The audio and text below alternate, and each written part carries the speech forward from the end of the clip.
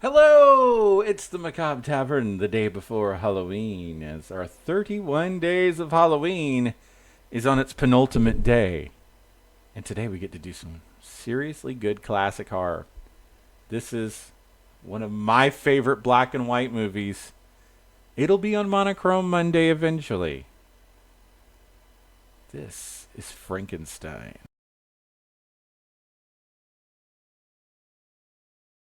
We're going back before the cold days, the code days for this one. This is actually not rated at all. But I think we all know what the plot of Frankenstein is. I'm going to go over it anyways because we're going to go over the plot of the movie. A lot of people know the plot of the book.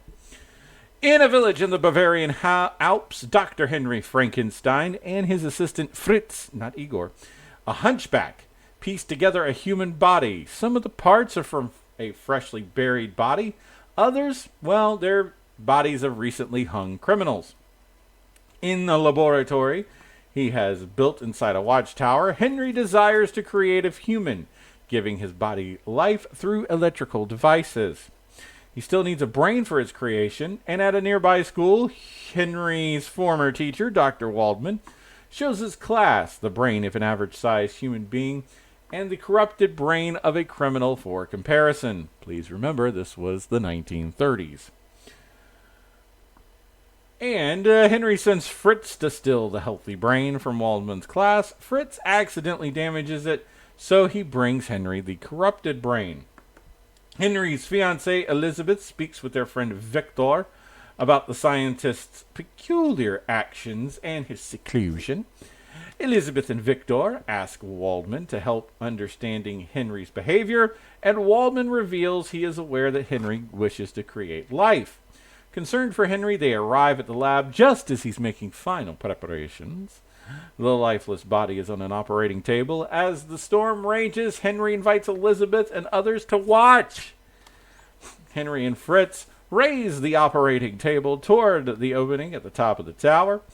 The creature and Henry's equipment are exposed to the lightning storm and empowered, bringing Frankenstein's monster to life.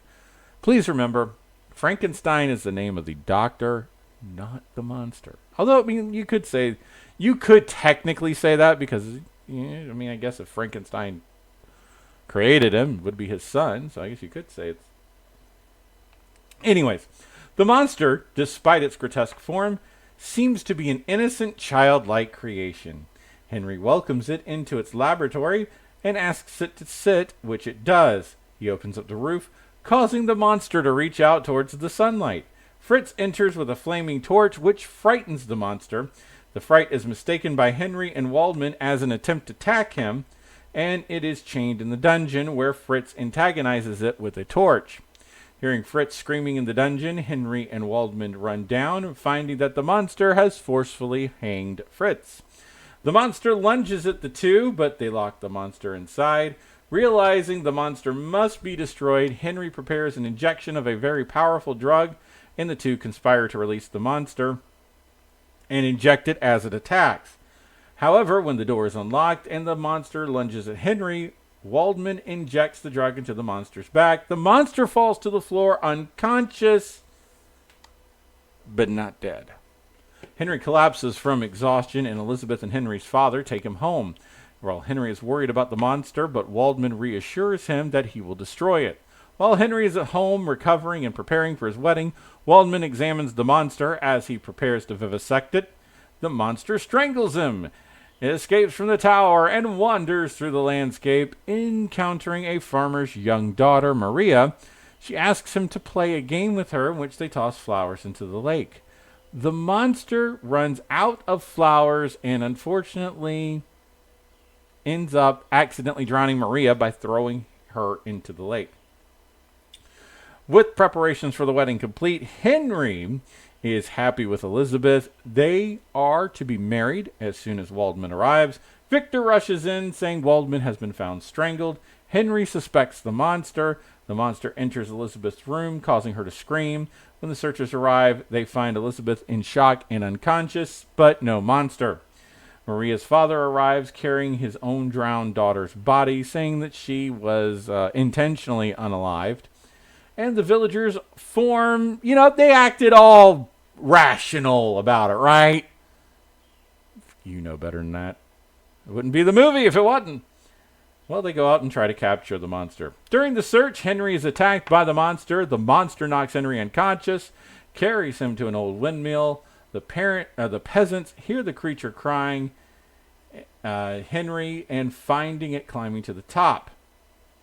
Or excuse me, they see him carrying Henry to the top of the windmill.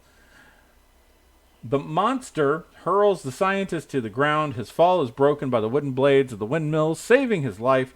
Some of the villagers bring him home with the rest of the, mild-mannered people. And they set the windmill ablaze. The monster was trapped inside with nowhere to escape. At Castle Frankenstein, Henry's father celebrates the wedding of his recovered son and a toast to his future grandchild. And that is the original Frankenstein from 1931. It is, of course, based on Mary Shelley's novel, Frankenstein, or as some people call it, the modern Prometheus. Yes. All right, real quick, let's go over the cast. Colin Clive is in this. Mae Clark, John Boyles. Boris Karloff was the monster. Edward Van Sloan, Frederick Kerr, Dwight Fry, Lion Belmore, Marilyn Harris, Michael Mark, and Francis Ford. Although that was uncredited. Yes, Boris Karloff did actually have a question mark where his name would have been in the opening credits. Now, Universal Studios had lost $2.2 million over the last year.